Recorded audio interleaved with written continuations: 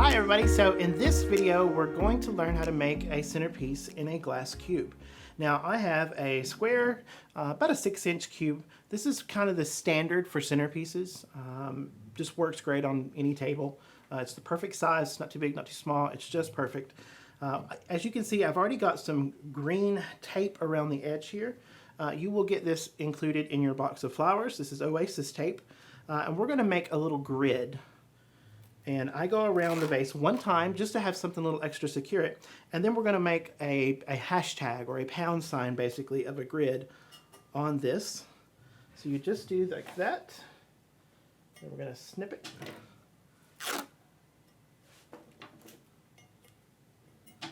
Same thing. And then go to the other side. Snip that.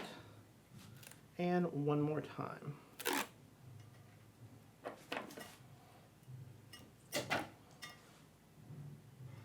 And then for even more security, I like to go around one more time and just tape over the grid pieces as well.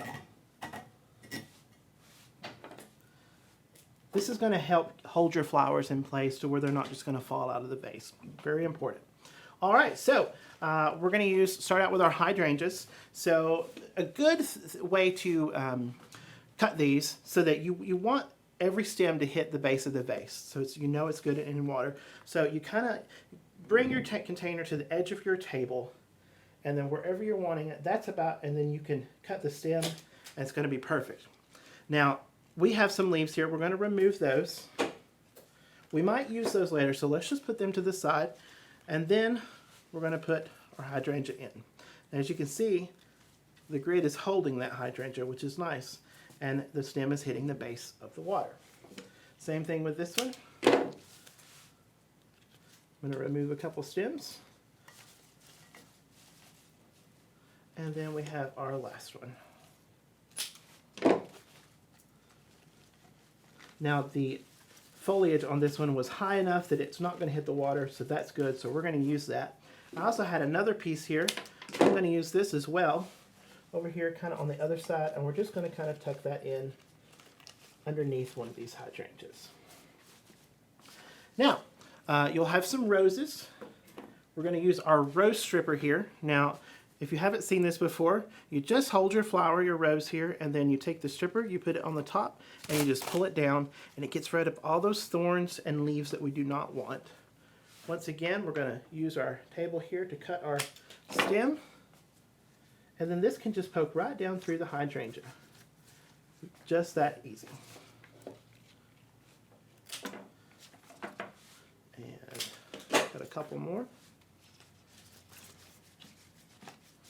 And there's no rhyme or reason to these. We're just kind of filling in to where we think it looks pretty.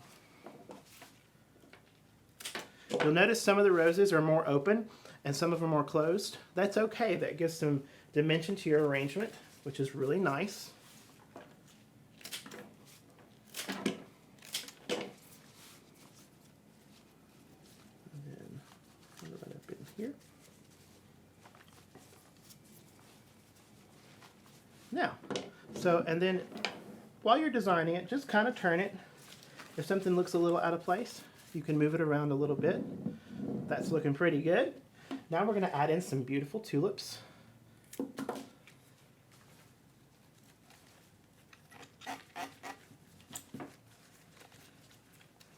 And I'm not going to like that greenery, so we're just going to cut it off.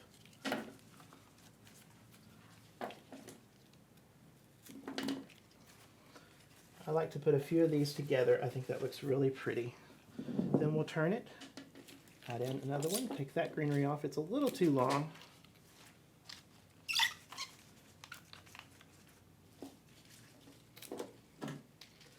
Same thing here, add a couple. And then we've got one left, so we're going to put it on this opposite side.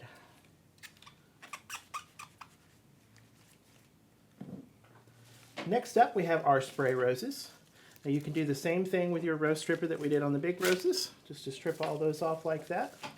Takes seconds and saves your fingers from bleeding, which you do not want. Just snip those. Now, if you look on here, we might have a few petals that need peeling off. That's totally normal. They're called guard petals. Most all of your roses are going to have them. And it's just a few petals that are turned brown and gotten bruised. And they do exactly what we call them guard petals because they're guarding the rest of the rose. So we just peel a few of those off. Then we have a beautiful stem of flowers to use in our arrangement. So I'm going to come in right here by my tulips. Same thing here. And then turn this just a little bit. Right in there.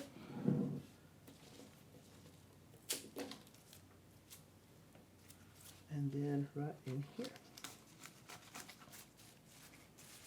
Now, we have a little bit of greenery here in our silver dollar eucalyptus. You can get quite a bit out of this. I like to put this more at the base of the plant, of the arrangement. So we're going to snip a few off. Take these leaves that we don't want to hit the water, and then just barely lift your arrangement up and poke those in. And we're going to kind of collar our arrangement. Just like a collar on your shirt, it goes around your neck. This is going around the neck of the vase. And just kind of keep turning, keep adding. Make sure you strip your foliage that would go into the water. We don't want that. If foliage hits the water, it can set up bacteria in your arrangement and cause your flowers to actually die a lot quicker than they normally would.